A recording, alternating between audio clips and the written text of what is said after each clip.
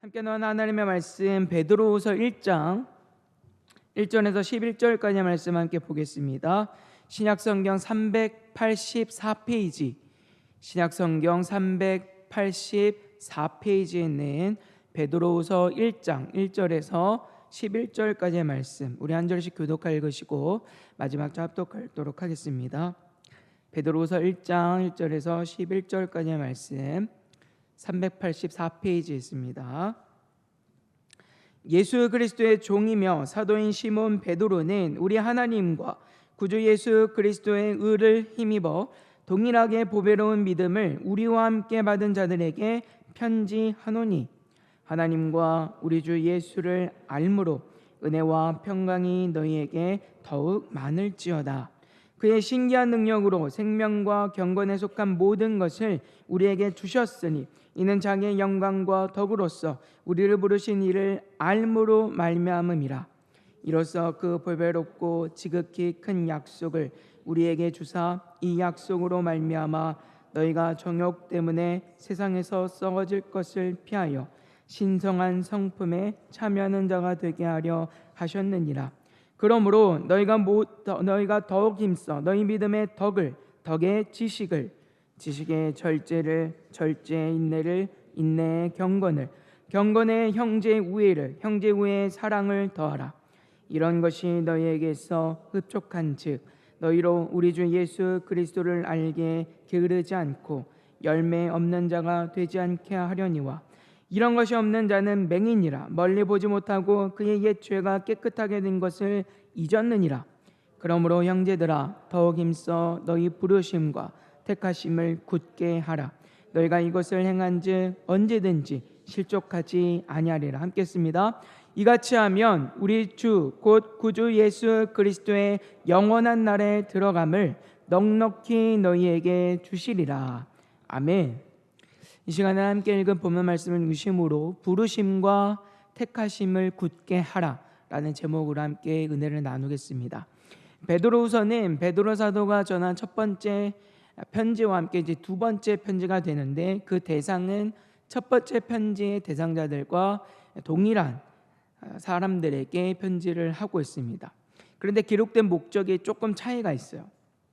베드로전서는 외부로부터 이 고난과 핍박 중에 있는 교회 성도들을 위로하고 그들을 독려하기 위한 서신이었다면, 베드로후서는 교회 안에서 거짓된 가르침을 전하는 이 거짓 교사들로 인하여서 경건과 거룩의 삶을 잃어버리고 믿음이 흔들리는 이 교회와 성도들을 위로하고 독려하기 위한 목적에서 기록한 서신입니다. 본문 1절에서 베드로 사도는 이 서신을 기록한 이가 베드로 본인임을 강조하고 있어요. 어떤 이들은 이 서신을 기록한 사람이 베드로 본인은 아닐 것이다 라고 생각하는 이들이 있습니다. 하지만 예수 그리스도의 종이며 사도라고 하는 이런 표현은 사도가 아니고서는 감히 누구도 쓸 수 없는 표현이죠. 지금이야 신사론이 뭐냐 하면서 자신을 마치 사도로 여기는 이 어리석은 사람들이 있습니다. 근데 이건 사도의 직분에 대해서 전혀 알지 못하는 무지에서 나오는 만용이에요. 굉장히 어리석은 일이죠. 사도라고 하는 직분은 오직 예수님께서 직접 부르신 12 제자와 바울 사도를 제외하고는 누구에게도 허락되지 않은 직분입니다. 그렇기 때문에 예수 그리스도의 종, 사도다라고 하는 표현은 사도가 아니면 감히 쓸 수 없는 그런 표현이고, 이건 베드로 사도 본인이 이 편지를 직접 쓰고 있다라고 하는 것을 우리에게 분명히 강조해주고 있는 내용이에요. 뿐만 아니라 그 뒤에는 시몬으로 오늘 한글 성경을 번역을 하고 있는데, 원문에서는 일반적으로 표현하는 시몬, 그리스어 시몬이 아니라 시몬이라고 하는 단어를 사용을 하고 있습니다. 시몬이라고 하는 단어는 세머이고요, 팔레스타인 환경에서만 사용이 됐던 표현이라고 해요. 이건 베드로 사도 본인이 직접 이 편지를 쓰고 있는 저자다라고 하는 것을 우리에게 강력하게 이제 보여주고 있는 내용이죠. 이런 내용을 통하여서 오늘 우리는 베드로 사도가 충분히 이 서신을 전할 만한 자격이 있음과 함께 그가 지금 전하고자 하는 이 서신의 내용이 한 개인의 생각이나 주장이 아니라 모든 교회 공동체가 마땅히 따르고 순종해야 하는 살아계신 하나님의 권위 있는 말씀으로 받아야 함을 우리에게 가르쳐주고 있어요. 왜냐하면 이 사도의 권위가 누구로부터 주어진 것이기 때문입니까?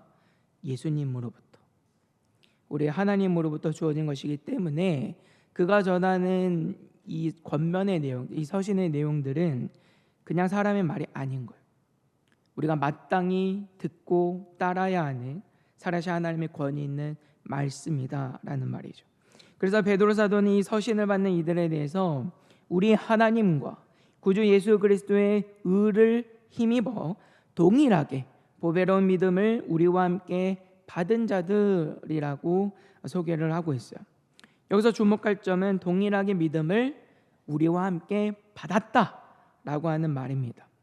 여기서 받았다라고 하는 이 받은이라고 하는 말은 제비뽑기를 통하여서 무언가를 받은 것을 이제 의미를 하는 거예요.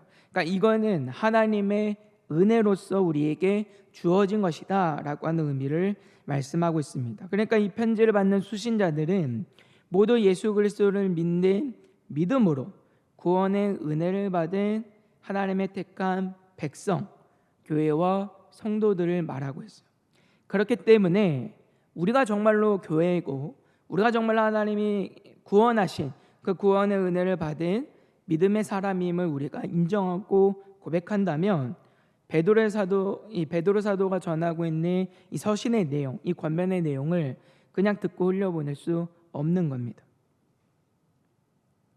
그냥 사람의 말로 이해하는 것이 아니라 살아계신 하나님의 말씀으로서 권위 있는 말씀을 우리가 받아야 되는 거예요. 데살로니가전서 2장 13절에 우리에게 이렇게 말씀해요. 이러므로 우리가 하나님께 끊임없이 감사함은 너희가 우리에게 들은 바 하나님의 말씀을 받을 때에 사람의 말로 받지 아니하고 하나님의 말씀으로 받음이니 진실로 그러하도다. 이 말씀이 또한 너희 믿는 자 가운데서 역사하느니라 라고 말씀해요. 베드로 사도가 오늘 본문의 시작에서 저자와 수신자의 관계들을 밝힘을 통하여서 베드로 사도는 지금 내가 너희에게 전한 이 권면의 내용은 살아계신 하나님의 말씀이고 우리가 분명히 지켜 행해야 하는 권위 있는 말씀이기 때문에 이 권면을 그냥 듣는 것으로 끝나지 말고 그냥 아는 것으로 끝나지 말고 그냥 한 귀로 듣고 흘려버리지 말고 순종해야 함을 말하고 있습니다. 그러면 오늘 베드로 사도가 전하고 있는 내용은 무엇입니까? 오늘 본문에서는 그리스도인들이 경건의 삶, 그 거룩의 삶을 살아야 한다라고 말하고 있어요. 3절과 4절은 우리에게 이렇게 말씀합니다. 그의 신기한 능력으로 생명과 경건에 속한 모든 것을 우리에게 주셨으니 이는 자기의 영광과 덕으로서 우리를 부르신 이를 알므로 말미암이라. 이로써 그 보배롭고 지극히 큰 약속을 우리에게 주사 이 약속으로 말미암아 너희가 정욕 때문에 세상에서 썩어질 것을 피하여 신성한 성품에 참여하는 자가 되게 하려 하셨느니라 라고 말씀해요. 3절에서 그의 신기한 능력으로 라고 할 때 그가 하나님 아버지인지 예수 그리스도인지 명확하게 구분하고 있지는 않습니다.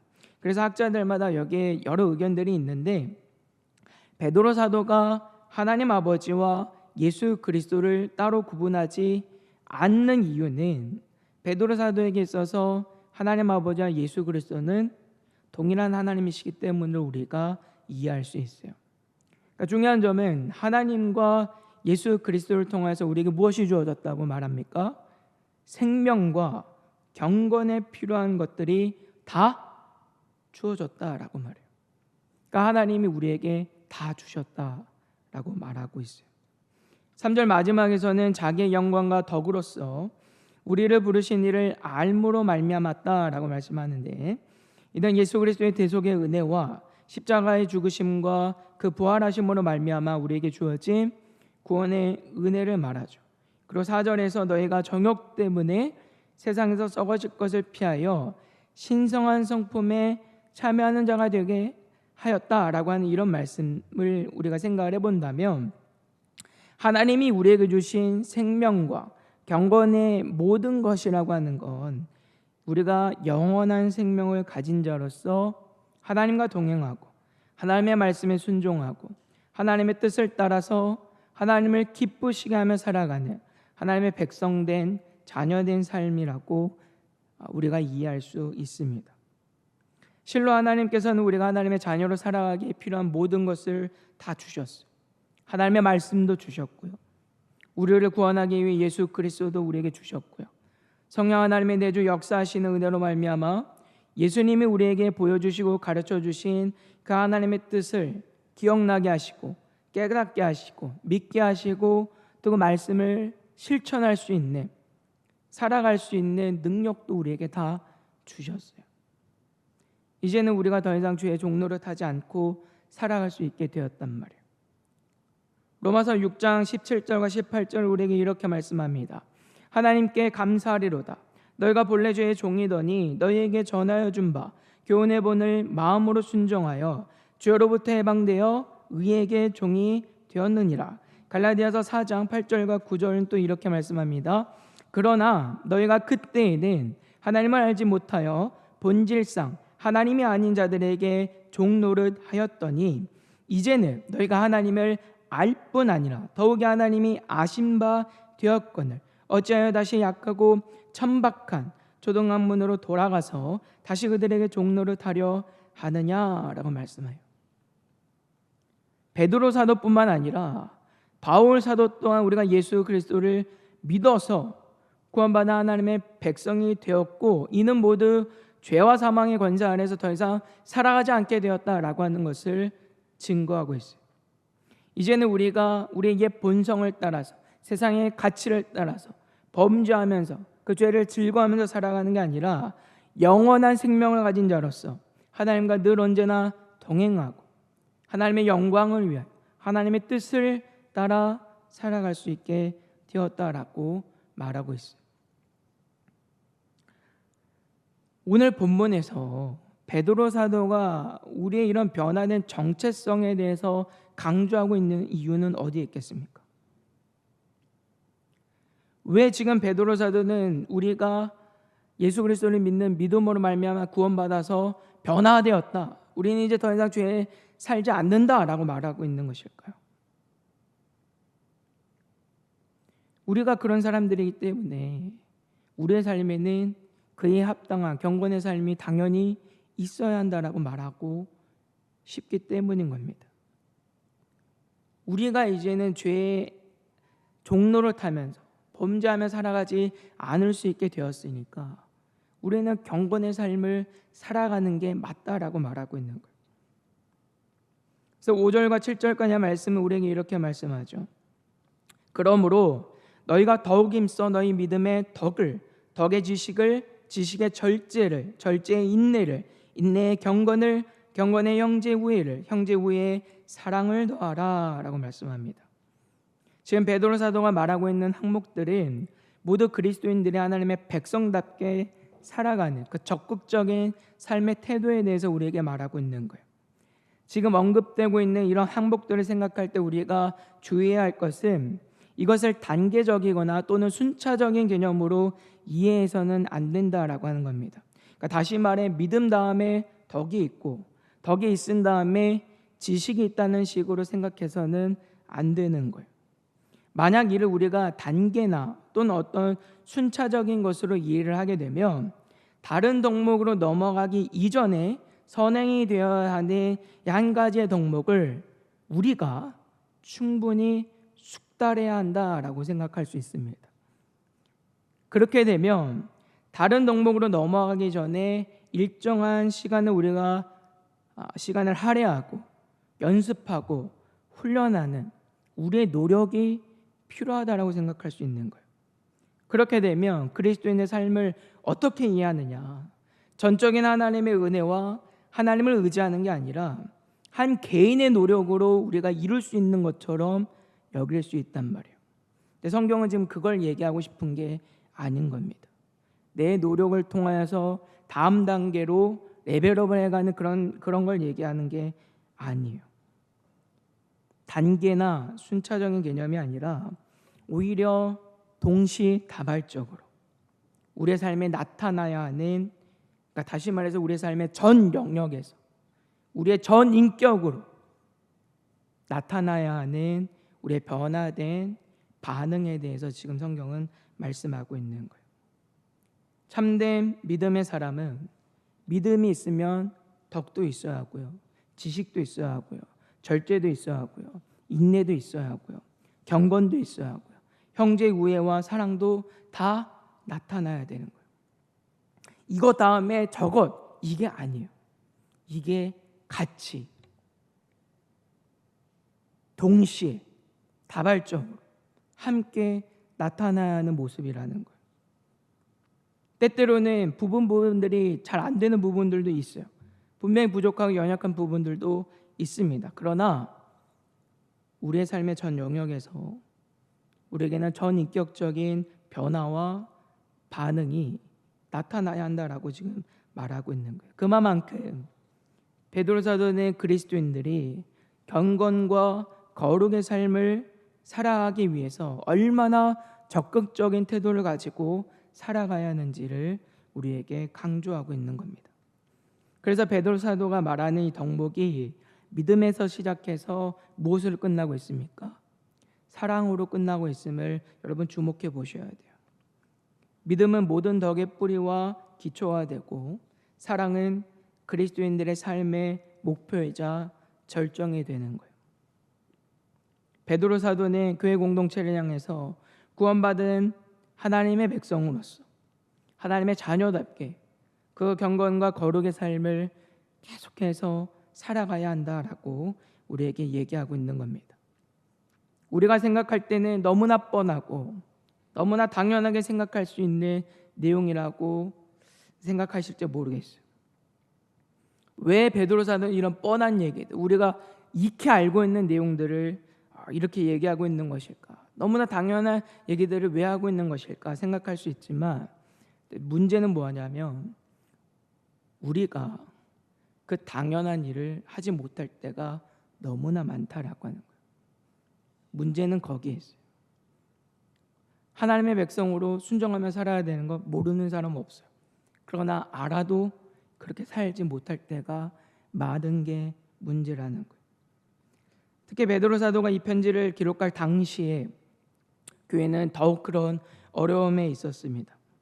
교회 안에 거짓된 교사들이 들어와서 경건과 거룩의 삶을 살아가지 못하도록 어렵게 하는, 방해하는 문제들이 있었기 때문이요. 베드로후서 2장 1절에서는 이렇게 말씀합니다. 그러나 백성 가운데 또한 거짓 선지자들이 일어났었나니 이와 같이 너희 중에도 거짓 선생들이 있으리라. 그들은 멸망하게 할 이단을 가만히 끌어들여 자기들을 사신 줄을 부인하고 임박한 멸망을 스스로 취하는 자들이라. 아멘. 베드로 사도는 지금 교회 안에 잘못된 가르침을 행하는 거짓된 교사들이 있음을 말하고 있습니다. 이 사람들이 누구이고 어떤 방식으로 잘못된 가르침을 전하였는지는 우리가 차차 말씀을 통하여서 확인하게 될 것인데, 중요한 점은 이들로 인하여서 당시 교회 공동체가 거룩의 삶, 경건한 삶을 살지 않으려고 하는 그 위기 속에 있었다라고 하는 거예요. 그러니까 베드로 사도가 우리에겐 너무나도 당연하고 너무나도 자연스러운 순종에 대해서 권면하고 있는 겁니다. 거짓된 교사들은 마치 그리스도인들에게 경건의 삶, 거룩의 삶이 마치 필요 없는 것처럼 속이고 있었어요. 그렇게 살아가지 않아도 괜찮은 것처럼 속이고 있었단 말이에요. 그렇기 때문에 오늘 베드로 사도는 우리가 받은 변화된 정체성과 함께 왜 우리가 경건과 거룩의 삶을 계속해서 살아가지 않으면 안 되는지를 말을 하고 있는 겁니다. 특별히 오늘 본문에서는 경건과 거룩의 삶을 살지 않는 자들이 당할 이 비참한 말로에 대해서도 우리에게 경고하고 있어요. 9절은 우리에게 이렇게 말씀합니다. 이런 것이 없는 자는 맹인이라 멀리 보지 못하고 그의 옛 죄가 깨끗하게 된 것을 잊었느니라. 11절은 이렇게 말씀해요. 이같이 하면 우리 주 곧 구주 예수 그리스도의 영원한 나라에 들어감을 넉넉히 너희에게 주시리라. 아멘. 9절에서는 경건과 거룩의 삶을 살지 않는 자들에 대해서 그들은 하나님의 구원의 은혜를 잊은 자들이단 말이에요. 구원의 은혜가 뭔지 알지 못하는 사람들이다. 그리고 11절에서는 하나님의 택하심과 부르심을 굳게 하는 사람들, 다시 말해 경건과 거룩의 삶을 계속해서 살아가는 사람들은 영원한 하나님 나라에 들어갈 것을 지금 약속하고 있어요. 이는 그렇게 살지 않는 사람들은 어떻게 된다는 거예요? 결국은 영원한 죽음에 거할 수밖에 없다라는 걸 말해주고 있는 거죠. 우리에겐 더 이상 그 거룩의 삶을 살아갈 이유가 없고 거룩한 삶을 살아가지 않아도 괜찮다라고 여기는 그런 사람들의 말로는 결국은 영원한 나라에 들어가지 못합니다. 영원한 죽음과 영원한 그 심판 앞에 놓이게 되는 거예요. 이러한 말씀은 우리의 구원이 우리의 행위로 인하여서 주어지거나 또는 취소될 수 있다라고 하는 말이 아니에요. 이 말은 예수님을 믿는다고 하면서 하나님을 믿는다고 하면서 정작 그 삶의 경건의 삶을 살지 않고 마치 그것이 필요 없는 것처럼 여긴다고 한다면 그 사람은 진짜 하나님을 믿는 게 아님을 우리에게 경고하고 있는 겁니다. 그러니까 우리가 정말 하나님을 믿으면 당연히 우리의 삶엔 경건의 삶이 있을 수밖에 없다라는 걸 강조하고 있는 거예요. 그러니까 그만큼 우리가 이 땅에서 거룩의 삶을 위해서 경건한 삶을 위해서 힘쓰고 애쓰는 것이 얼마나 필요하고 중요한 일인가에 대해서 베드로 사도는 말하고 있어요. 오늘 이 말씀을 우리는 깊이 새겨야 해요. 성경은 이미 우리는 예수 그리스도를 믿는 믿음으로 말미암아 구원받은 하나님의 백성이고 자녀가 되었다라고 말해요. 그렇기 때문에 우리는 거룩의 삶을 살아야 한다라고 말합니다. 하나님은 우리가 그렇게 살아갈 때 필요한 모든 것을 이미 준비해 주셨고 이미 다 주셨다라고 성경은 말씀하고 있어요. 그 삶을 살지 않으면서 하나님 앞에 우리는 핑계할 수 없다는 거예요. 내가 살지 못할 때는 오히려 어떻게 해야 되는 거예요? 하나님 앞에 찾고 구해서 그 경건의 삶을 살아가기 위해서 힘쓰는 사람들이 되어야 되지. 하나님 앞에 이 핑계 대고 저 핑계 대면서 내가 그렇게 살지 못한 것들을 합리화하고 괜찮은 것처럼 여길 수 없다라고 말씀하고 있는 거죠. 그러나 안타까운 것은 우리가 그렇게 살지 않을 때가 너무 많다라고 하는 거예요. 하나님의 백성으로 살려고 노력하려고 하는 의지나 애씀이 없을 때가 많습니다. 바라고 기도하는 것은 여전히 세상의 것들과 내 욕심뿐이고 우리의 믿음을 위해서 내가 정말 경건과 거룩의 삶을 살아가기 위해서 하나님께 찾고 구하지 않을 때가 많다라고 하는 거예요. 뿐만 아니라 우리에게 헛된 위로로 우리를 속이고 우리를 미혹하여서 그리스도인의 책임 있는 삶을 살지 못하도록 하는 일들이 이미 우리 주변에 많이 있어요. 강단에서 죄에 대한 설교가 더 이상 나타나지 않습니다. 그걸 별로 좋아하지 않아요. 왜요? 회중들이 들으려 하지 않기 때문이죠. 근데 죄에 대한 얘기가 없는데 어떻게 우리의 삶에 변화가 있고 우리가 어떻게 거룩의 삶을 추구할 수 있습니까? 예배는 어떻습니까? 하나님의 영광이 아니라 예배를 드리는 회중에게만 집중되는 경험들이 많이 있어요. 모인 회중들을 즐겁게 하고 그들을 만족시키기 위해서 화려한 조명과 시스템과 음향 장비와 연주들을 갖추고 예배드리는 사람도 하나님의 영광이 아니라 하나님의 영광 위해서 내가 어떻게 살아가야 할 것인가에 집중하는 게 아니라 그냥 자기가 위로받는데 목적을 두는 경우들도 많단 말이에요. 그리고 내가 합당하고 즐거우면 그것으로 은혜 받았다라고 생각을 하고 나는 좋은 그리스도인, 믿음이 좋은 사람인 것처럼 여기고 삶에 어떤 변화가 없으면서 도전이 없으면서 괜찮은 것처럼 생각하는 경우들이 많단 말이에요. 그러니까 자꾸 우리를 그렇게 우리가 그리스도인으로 살아가지 않아도 삶에서 실천하지 않아도 괜찮은 것처럼 거짓된 위로를 주는 경우들이 많이 있다라고 하는 거예요. 삶의 자리에서 그리스도인들 어떻게든 살아가도록 하기 위해서 교회 안에서 말씀을 가르치고 훈련하는 일들을 해야 하는데 그것을 등한시하고 그저 교회 안에서만 열심히만 하면 다 괜찮은 줄로 여기는 일들이 이미 우리 주변에 너무 많이 있지 않습니까? 그러니까 경건의 모양만 있지 경건의 능력은 알지 못하는 일들이 우리 주변에 많이 있다라고 하는 거예요.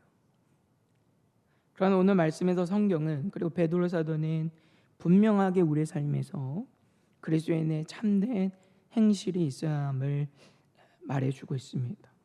믿음에서 시작하여 사랑에 이르기까지 예수님이 보여주시고 가르쳐주신 그 모범을 따라서 하나님을 사랑하고 우리 이웃을 사랑하면서 십자가의 길, 그 생명의 길을 따라 살아가는 그 믿음이 우리의 삶의 전 영역에서 우리의 전 인격적인 반응으로 나타나야 한다라고 성경은 말씀하고 있어요.